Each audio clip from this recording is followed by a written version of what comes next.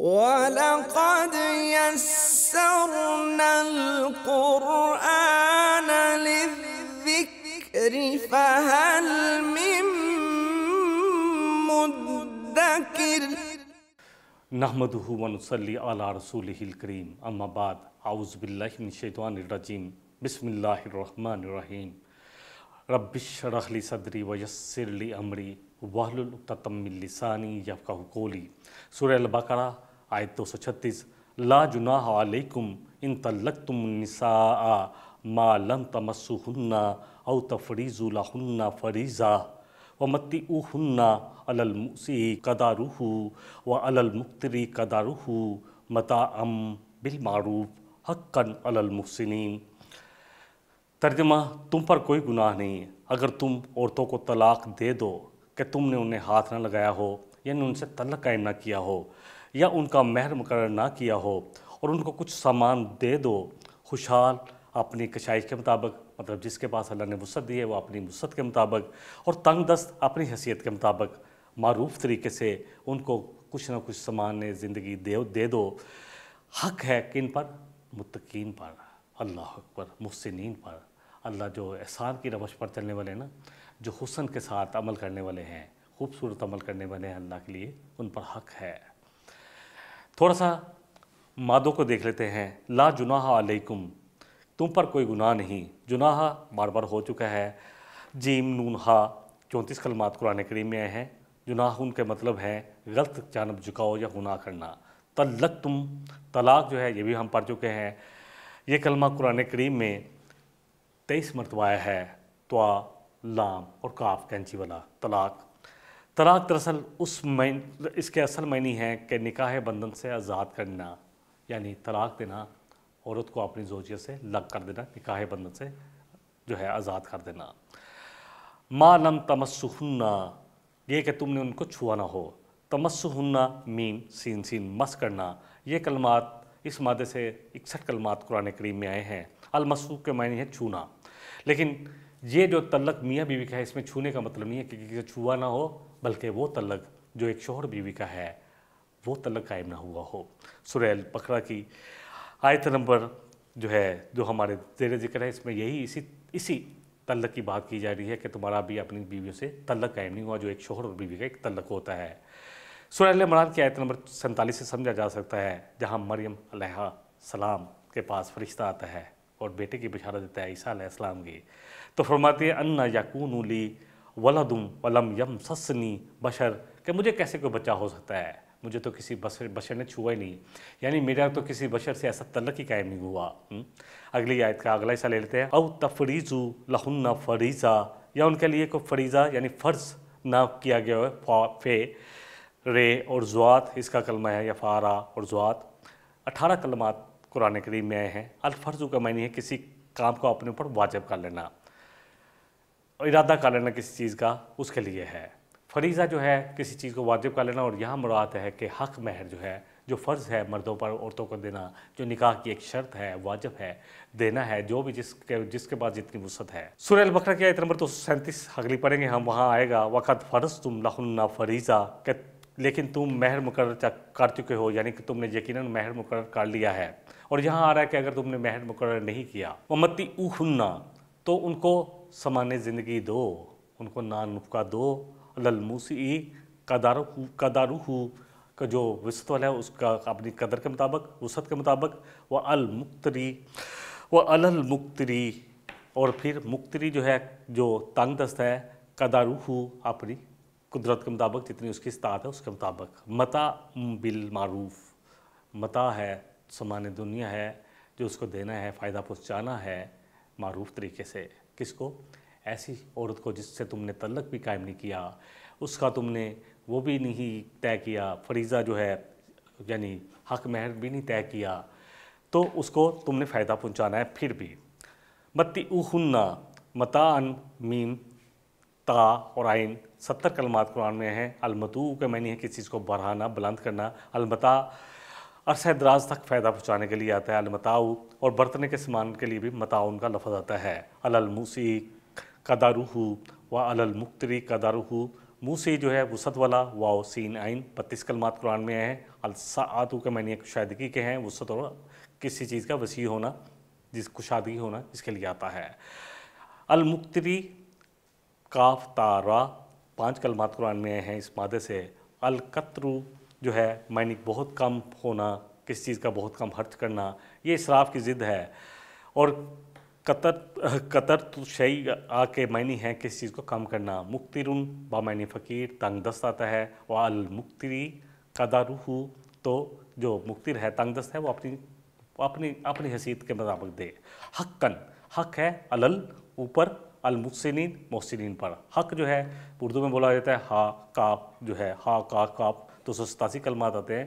الحق کے اصل معنی ہے مطابقت اور موافقت۔ اردو کا لفظ حق جو ہے اردو میں بولا جاتا ہے، کبھی یہ حق کا مطلب ہے، حق ہونا مطلب واجب کے معنی میں آتا ہے۔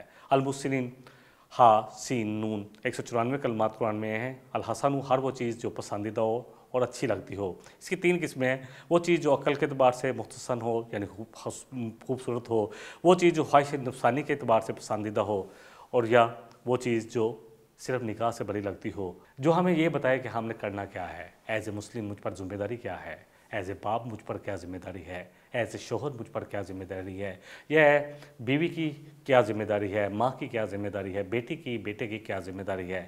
یہ ساری چیزیں احسان میں آ جاتی ہیں۔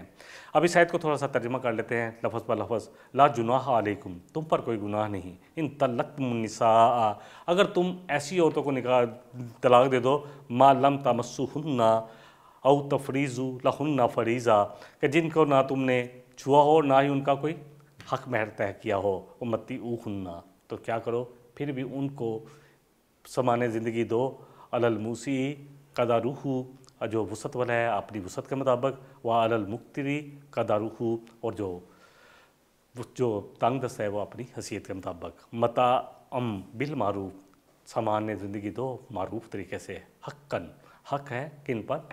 محسنین پر۔ نبی صلی اللہ علیہ وسلم کی ایک عورت سے نکاح ہوا، میمہ بنت شراجیل اس کا نام تھا، صحیح بخاری کی حدیث ہے 5257۔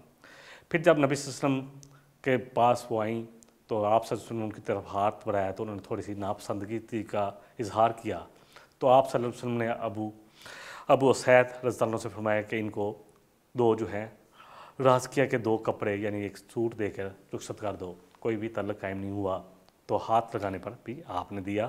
تو اس طرح جو آپ نے جس کے پاس وسعت ہے وہ وسعت کے مطابق کچھ دے کر اچھے طریقے سے رخصت کر دے۔ اصل بات ہے اچھے طریقے سے رخصت کر دینا، یہ نہیں کہ دھکے مار کے جو ہمارے یہاں ہوتا ہے۔ اللہ اکبر۔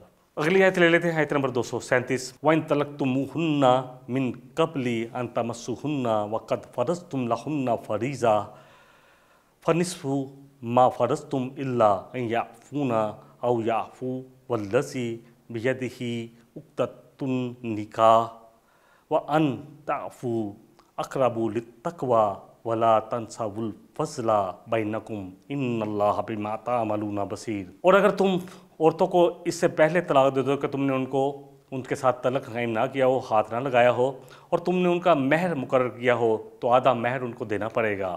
اور یہ اور بات ہے کہ وہ خود ہی چھوڑ دے کہ نہیں ہم دیتی، یا وہ شخص پورے کا پورے ہی دے دے۔ اللہ اکبر۔ اللہ فرما رہا ہے جس نے نکاح کی گرہ ہے جس کے ہاتھ میں، یعنی جو طلاق کا حق رکھتا ہے، تمہارا دے دینا یعنی تمہارا پورے کا پورا دینا تقوی سے زیادہ نزدیک ہے مردوں۔ اور آپس کی فضیلت اور جو ایک دوسرے سے کرم ہے، فضل ہے، اس کو نہ بھولو۔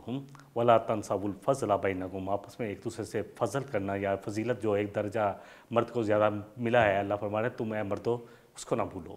فراموش نہ کرو، یقیناً اللہ تمہارے اعمال کو دیکھ رہا ہے۔ اللہ اکبر۔ طلاق کا لفظ ہم کافی دفعہ پڑھ چکے ہیں۔ وَإِن طَلَّقْتُمُوهُنَّ تویا لام کاف 23 کلمات آئے ہیں۔ طلاق دراصل اس کے معنی ہے نکاح بندھن سے آزاد کرنے کے۔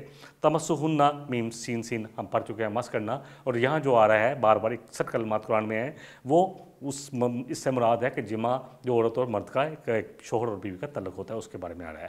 وَقَدْ فَرَضْتُمْ لَهُنَّ فَرِيضَةً، اور تم نے واجب کر لیا ہے، مقرر کر دیا ہے۔ یہاں فرض تم جو فریضۃً ہے، اور فرض تم جو ہے یہ اس کے لیے ہے جو حق مہر ہے اس کے لیے آ رہا ہے۔ اگر تم نے حق مہر مقرر کر لیا ہے تو تم کیا کرو گے؟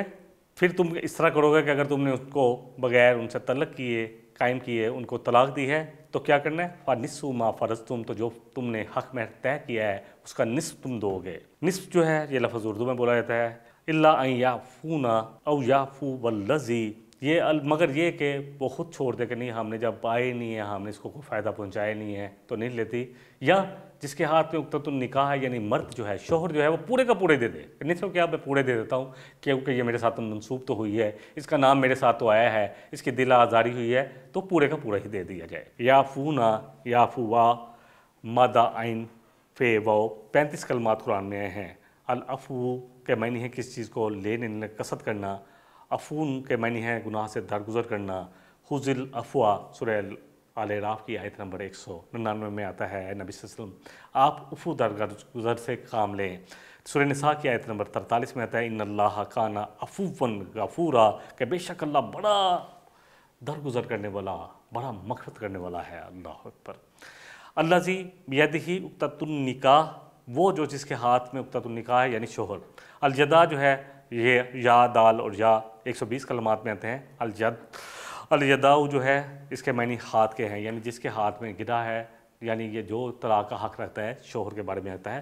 عقدۃ عین کاف دال، عقدہ ہم پڑھ چکے ہیں کس چیز کو باندھنے کے لیے آتا ہے، کس چیز کو مضبوط باندھنے اور عہد کے لیے اقرار کے لیے آتا ہے۔ سورہ المائدہ کی آیت نمبر 1 میں آتا ہے اوفوا بالعقود، کہ پورے کرو اپنے اقرار جو ہے یا وعدے جو تم معاہدے کرتے ہو ان کو پورا کرو۔ العقدۃ نکاح عہد و پیمان وغیرہ جو پختہ کیا جائے اس کے لیے آتا ہے۔ تنکحوا نکاح کے لیے ہے، یہ بھی بار بار آ رہا ہے کیونکہ یہ آیتیں ہی اس پر چل رہی ہیں۔ نون کاف ہا، نون کاف ہا جو ہے اس کا مادہ ہے اور 23 کلمات آئے ہیں قرآن میں۔ نکاح بما عقد آتا ہے، نکاح ایک معاہدہ ہے جس کے ذریعے ایک مرد اور ایک عورت جو ہے وہ رشتہ ہے اور زوجیت میں بن جاتے ہیں، ازواج ایک دوسرے کے بن جاتے ہیں بطور استارہ، جمع جو میاں بیوی کا تعلق اس کے لیے آتا ہے۔ وان تعفوا اقرب للتقویٰ، تو اے مردو اگر تم پورے کا پورا دے دو، ہاں تعلق بھی قائم نہیں ہوا، تمہارے ساتھ جری تو ہے، دل آزاری تو ہوئی ہے، تو تم نے اگر طلاق دی ہے ان کو تو پورے کا پورا دے دو۔ ولا تو زیادہ للتقویٰ، تو یہ زیادہ قریب ہے کہ تم تقوی کے زیادہ قریب ہو، زیادہ اللہ سے زیادہ ڈرنے والے ہو۔ ولا تنسوا الفضل بینکم، اور دیکھو آپس میں ایک دوسرے سے فضل کرنا نہ بھولو۔ دونوں ہی کے لیے آئی ہے یہ آیت۔ اقربو جو ہے قرب سے ہے، قریب ہونا، قاف کینچی والا اور را با 96 کلمات قرآن کریم میں آتے ہیں۔ کسی کے قریب ہونا، مکان، زمان، نسبی تعلق کے ساتھ قریب ہونا۔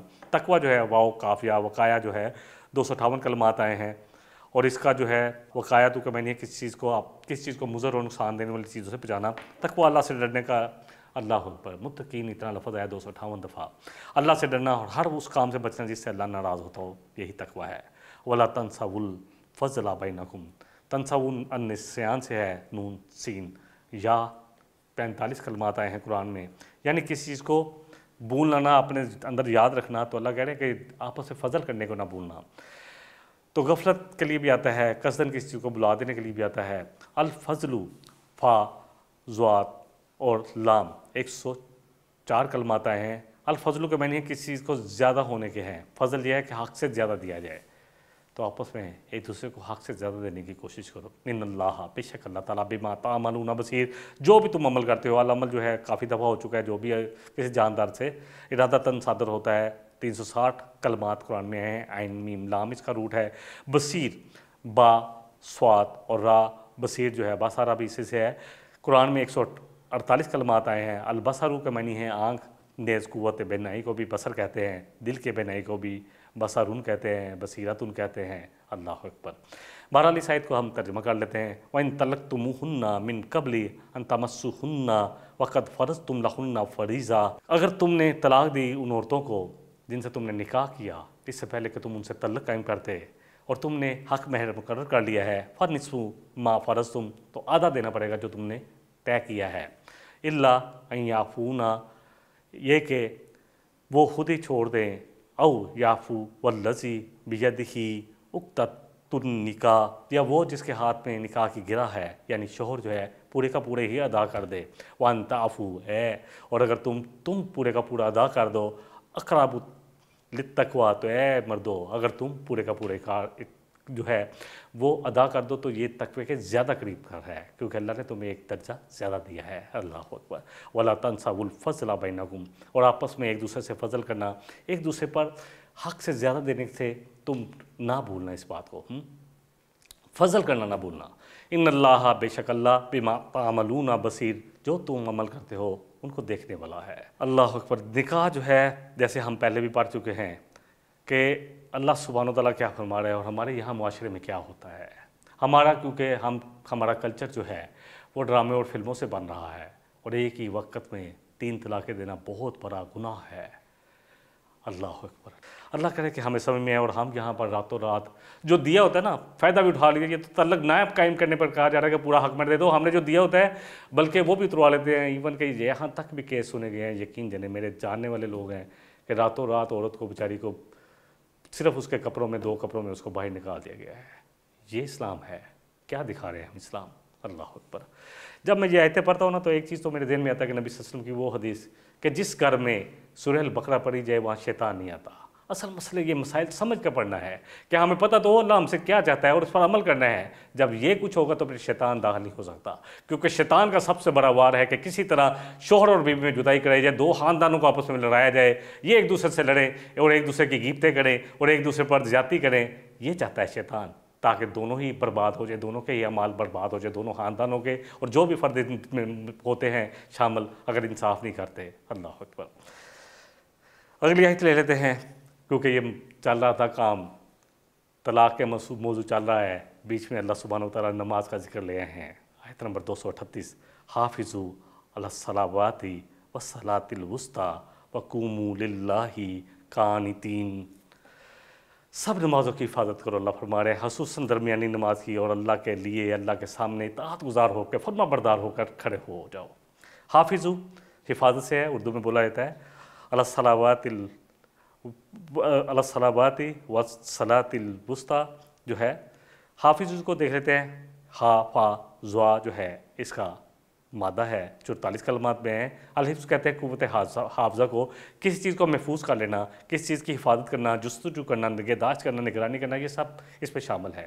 الصلاۃ، صلاۃ ہم کافی دفعہ پڑھ چکے ہیں، صاد لام واو اس کا روٹ ورڈ ہے، 99 کلمات آئے ہیں۔ الصلاۃ مطلب 99 کا مطلب یہی ہے کہ ہم ہر وقت نماز پڑھنی ہے۔ اللہ اکبر۔ اہل لغت کا خیال ہے کہ صلاۃ کا معنی دعا، بخشش اور مہربانی کے ہیں، اور صلاۃ جو ہے نماز بھی اصل میں دعا ہی ہے جو ہم شروع کرتے ہیں الحمدللہ۔ جو اس کا جو فرض ترین جو ہے حصہ وہ دعا ہی ہے، اہدنا الصراط المستقیم، ہے اللہ دکھا ہمیں سیدھا راستہ۔ اللہ اکبر۔ اور نماز کی صلاۃ کی اصل بھی دعا ہی ہے۔ والصلاۃ الوسطی، صلاۃ الوسطی جو ہے، وسطی درمیان کو کہتے ہیں، وسط جو ہے درمیان کو کہتے ہیں، درمیان، بہترین، امت الوسط جو ہے بہترین، ہم نے پڑھا تھا، عدل اعتدال سب کچھ آ جاتا ہے۔ وقوموا، اور قائم کرو، قاما قوموا یا قیموا سب کچھ آ جاتا ہے۔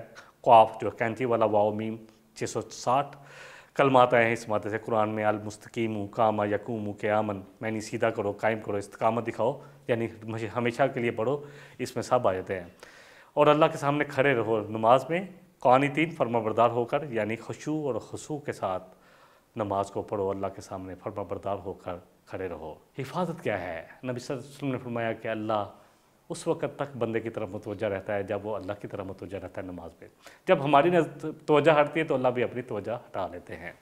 حافظوا علی الصلوات، نمازوں کی حفاظت کرو۔ سورہ مومنون سورہ نمبر 23 آیت 9 میں آتا ہے والذین هم علی صلواتہم یحافظون، کہ وہ جو ہے نا جو عباد الرحمن ہیں، جو مومن ہیں، قد افلح المؤمنون، جو فلاح پانے والے مومن ہیں، وہ اپنی نمازوں کی حفاظت کرتے ہیں، یعنی تمام نمازوں کو ان کے صحیح اوقات پر پڑھتے ہیں، ان کے ارکان، اجزاء، رکوع، سجود کو صحیح طرح ادا کرتے ہیں، پوری طہارت، توجہ اور سکون قلب کے ساتھ ادا کرنا، یہ ہے نماز کی حفاظت۔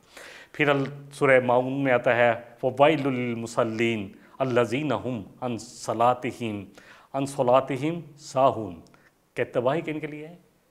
ان نمازیوں کے لیے، اور جو پڑھتے نہیں ہیں وہ سوچے وہ کہاں کھڑے ہیں؟ جو اپنی نمازوں سے غافل ہیں، کبھی پڑھ لی کبھی نہ پڑھی، بے پرواہی برتتے ہیں، نماز پڑھنے کو اہمیت نہیں دیتے، یا پڑھی تو بے دلی سے پڑھی، جلدی جلدی پڑھی، رکوع اور سجود کو، قیام کو صحیح طرح ادا نہ کیا، تو ان کے لیے تباہی بربادی ہے، وائل، اللہ اکبر، جہنم کی ایک وادی کا نام ہے۔ تو جو پڑھتے نہیں ہیں تو ان کے لیے کیا ہوگا؟ اور یہاں مسلمان آج 90% لوگ نماز نہیں پڑھتے۔ نبی صلی اللہ علیہ وسلم کی وہ حدیث مسند احمد کی کہ اسلام کڑی کڑی کر کر ٹوٹے گا، اور سب سے پہلی جو کڑی ٹوٹے گی نا وہ یہ ہوگی کہ فیصلے جو ہے نا، فیصلے وہ کتاب کے خلاف ہوں گے، یعنی اللہ کی کتاب کے ساتھ فیصلے نہیں کیے جائیں گے۔ اور جو آخری کڑی ہے نا، جو بندہ کہتا ہے چلو کچھ تو کچھ ہے، وہ نماز ہے، وہ بھی 90% نہیں پڑھتے۔ صحیح مسلم کی حدیث لے لیتے ہیں۔ حضرت علی رضی اللہ عنہ سے روایت ہے کہ نبی رحمت صلی اللہ علیہ وسلم نے صلاۃ الوسطیٰ جو ہے، اس کے بارے میں بہت ساری حدیثیں ہیں، میں بیان کر دیتا ہوں۔ غزوہ احزاب کے دن فرمایا کہ اللہ تعالیٰ ان مشرکین کی قبروں کو آگ سے بھر دے جنہوں نے ہمیں درمیانی نماز یعنی صلاۃ الوسطیٰ سے روکے رکھا۔ صحیح مسلم کی ایک اور حدیث 1417 ابن عمر رضی اللہ عنہ راوی ہیں کہ نبی رحمت صلی اللہ علیہ وسلم نے فرمایا کہ جس شخص کی نماز اثر رہ گئی تو گویا اس کے اہل و عیال، اس کا مال، سب کچھ تباہ و برباد ہو گیا۔ اسی طرح بریدہ بن اسلمی رضی اللہ عنہ سے روایت ہے کہ انہوں نے فرمایا کہ ایک جنگ میں ہم نبی صلی اللہ علیہ وسلم کے ساتھ تھے، تو آپ نے فرمایا بادل والے دن نماز جلدی پڑھ لیا کرو، کیونکہ جس کی نماز اثر چھوٹ گئی تو اس کے تمام عمل ضائع ہو گئے، اللہ اکبر، اس کے اعمال ضائع ہو گئے۔ سورہ البقرہ کی آیت نمبر 239 لے لیتے ہیں۔ اگلی آیت ہے آج کے ہمارے سبق کی آخری آیت، فَإِنْ خِفْتُمْ فَرِجَالًا أَوْ رُكْبَانًا فَإِذَا آمِنْتُمْ فَاذْكُرُوا اللَّهَ كَمَا عَلَّمَكُمْ مَا لَمْ تَكُونُوا تَعْلَمُونَ۔ پھر اگر تم پیدل ہو، خوف کی حالت میں ہو، فَإِنْ خِفْتُمْ، اگر تم خوف کی حالت میں ہو، پیدل ہو یا سوار، تو نماز پڑھ لیا کرو۔ پھر جب تم امن میں آ جاؤ تو اللہ تعالیٰ کو ایسے یاد کرو جیسے تمہیں سکھایا، یعنی کہ پورے صحیح طریقے سے نماز کی حفاظت کرو۔ حفتم جو ہے خوف سے ہے، حفتم خوا واو فا اس کا روٹ ورڈ ہے، مادہ ہے، 124 کلمات آئے ہیں۔ الخوف یعنی قرائن و شواہد سے کسی آنے والے خطرے کا اندیشہ رکھنے کے لیے جو دل میں خوف ہوتا ہے، یہ ہے امن کی ضد ہے۔ فارجالن اور رکبانن، فارجالن جو ہے را یا رے جیم اور لام، اس سے 73 کلمات قرآن کریم میں آتے ہیں۔ رجلا یرجلو یرجلو رجالن یا راجالن جو ہے معنی پیدل چلنا ہے۔ رجلن ٹانگ کو کہتے ہیں، پیر کو کہتے ہیں۔ راجلن رجالن مرد اور آدمی کو کہتے ہیں۔ اس میں وہ بھی رجال جو ہے، اور آپ نے پڑھا ہوگا کئی دفعہ لکھا ہوتا ہے اگر عرب میں جائیں تو واش روم کے باہر کیا رجال مردوں کے لیے، تو پیدل چلنے کے لیے بھی آتا ہے، پیر کے لیے بھی آتا ہے، ٹانگ کے لیے بھی یہ لفظ استعمال ہوتا ہے۔ رکبانہ مادہ را کاف جو ہے کتاب اور با 15 کلمات آئے ہیں۔ اور رکوبو معنی سوار ہونا۔ سورہ عنکبوت کی آیت نمبر 65 میں آتا ہے فَإِذَا رَكِبُوا فِي الْفُلْكِ، جب تم کشتیوں میں سوار ہو، تو سوار ہونے کے لیے آتا ہے۔ سورہ نحل میں بھی آتا ہے لِتَرْكَبُوهَا، یعنی اللہ نے تمہیں جو یہ دیے ہیں گورے خوبصورت سواریاں، تاکہ ان پر تم سواری کرو۔ فَإِذَا أَمِنْتُمْ، اب یہ آ گیا جب تم امن میں ہو۔ امنتم الف میم نون امنا سے ہے، 889 کلمات قرآن میں آئے ہیں۔ الامن امن امان، اس کا مثل میں نہیں ہے کہ نفس کا مطمئن ہو جانا، اطمینان پا لینا، امن پا لینا۔ العلم جو ہے، علم جو ہے عین لام میم، یہ کلمہ قرآن کریم میں 854 مرتبہ آیا ہے۔ العلم سے علم بھی بنتا ہے، عالم بھی بنتا ہے، کس چیز کی حقیقت کو جان لینا، علم حاصل کرنا، 854 مرتبہ یہ قرآن میں آیا ہے۔ فَإِنْ خِفْتُمْ فَرِجَالًا اور رکبانن، اب میں ترجمہ کرتا ہوں لفظ پر لفظ۔ اگر تم خوف میں ہو، پیدل ہو یا سواری پر، فَإِذَا آمِنْتُمْ، تو نماز سواری پر یا اس پر پڑھ لو، یعنی پیدل چلتے ہوئے پڑھی جا سکتی ہے اور سواری پر بیٹھے بھی پڑھی جا سکتی ہے۔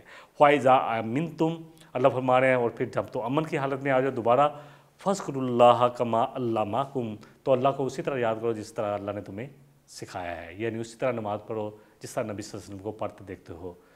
صلو کما رأیتمونی اصلی، اس طرح نماز پڑھو جس طرح تم مجھے پڑھتے دیکھتے ہو۔ آپ نے فرمایا ما لم تکونوا تعلمون، جو وہ اللہ نے تمہیں علم دیا تم پہلے نہیں جانتے تھے، تمہیں نہیں پتہ تھا کہ نماز کیسے پڑھنی ہے، کیسے اللہ کی ذکر کرنا ہے، کیسے قیام کرنا ہے، کیسے رکوع کرنا ہے، کیسے سجدہ کرنا ہے، رکوع میں کیا پڑھنا ہے، سجدے میں کیا پڑھنا ہے، قیام میں کیا پڑھنا ہے، یہ سب کچھ اللہ نے تمہیں سکھایا ہے اپنے نبی صلی اللہ علیہ وسلم کے ذریعے۔ حدیثیں لے لیتے ہیں تاکہ آج کے پروگرام کو مکمل کر لیں۔ حدیث ہے صحیح بخاری کی 4535، عبداللہ بن عمر رضی اللہ عنہ راوی ہے کہ نماز خوف کے متعلق جب پوچھا جاتا تو آپ فرماتے اگر خوف سے زیادہ ہو تو ہر شخص تنہا نماز پڑھ لے، پیدل ہو یا سوار تب بھی سواری پر بھی پڑھ لے، اور پیدل چلتے چلتے بھی نماز پڑھی جا سکتی ہے، قبلے رخ ہو یا نہ ہو اس سے کوئی فرق نہیں پڑتا۔ صحیح مسلم کی حدیث ہے 1575، عبداللہ بن عباس رضی اللہ عنہ سے روایت ہے کہ اللہ تعالیٰ نے تمہارے نبی صلی اللہ علیہ وسلم کی زبان سے نماز فرض کی ہے، حضر میں مقیم ہو تو 4 رکعتیں، سفر میں 2 رکعتیں پڑھ لو، اور اگر خوف اور جنگ کی حالت میں ہو تو 1 رکعت امام کے ساتھ پڑھ لو اور ایک بعد میں اکیلے پوری کر لو۔ سورہ نساء کی آیت نمبر 103 میں آتا ہے، جہاں اللہ فرما رہے ہیں ان الصلاۃ کانت علی المؤمنین کتابا موقوتا، اور جب تم خوف کی امن کی حالت میں ہو جو تو نماز بلا شبہ ہے ایمان والوں پر وقت مقرر پر پڑھنا فرض ہے۔ آج بہت فتنہ چل رہا ہے، اگر کبھی بادل کی وجہ سے نبی صلی اللہ علیہ وسلم نے 2 نمازیں اکٹھی کی ہیں تو آج لوگوں کو اس پر اکٹھا کیا جا رہا ہے کہ جی 2 نمازیں پڑھیں، کسی خاص گروہ کی طرف لوگوں کو لے کے جایا جا رہا ہے، جبکہ نبی صلی اللہ علیہ وسلم کی حدیث بھی ہے، جب آپ سے پوچھا گیا کہ اللہ کے نزدیک سب سے بہترین عمل کیا ہے، فرمایا الصلاۃ علی وقتہا، کہ نماز کو اس کے وقت پر پڑھنا۔ یہاں بھی اللہ فرمانے سورہ نساء کی آیت نمبر 103 میں ان الصلاۃ کانت علی المؤمنین کتابا موقوتا، کہ نماز مومنوں پر بے شک مقرر وقت پر پڑھنا فرض کی گئی ہے۔ بہرحال اللہ تعالیٰ مجھے اور آپ کو سمجھ کی توفیق دے، نماز کو اپنے وقت پر ہی پڑھے۔ یہ دو نمازوں کو بغیر کسی وجہ کے اکٹھا کرنا یہ درست نہیں ہے۔ آپ صلی اللہ علیہ وسلم نے ہر وقت نماز کو اس کے وقت پر پڑھایا اور پڑھایا ہے۔ اللہ کرے کہ یہ بات ہم سب مسلمانوں کو سمجھ میں آئے۔ وآخر دعوانا ان الحمد للہ رب العالمین، سبحانک اللہم و بحمدک، اشہد ان لا الہ الا انت، استغفرک واتوب الیک۔ والسلام علیکم ورحمۃ اللہ وبرکاتہ۔ إن هذا القرآن يهدي للتي هي أقوم ويبشر المؤمنين الذين يعملون الصالحات أن لهم أجرا كبيرا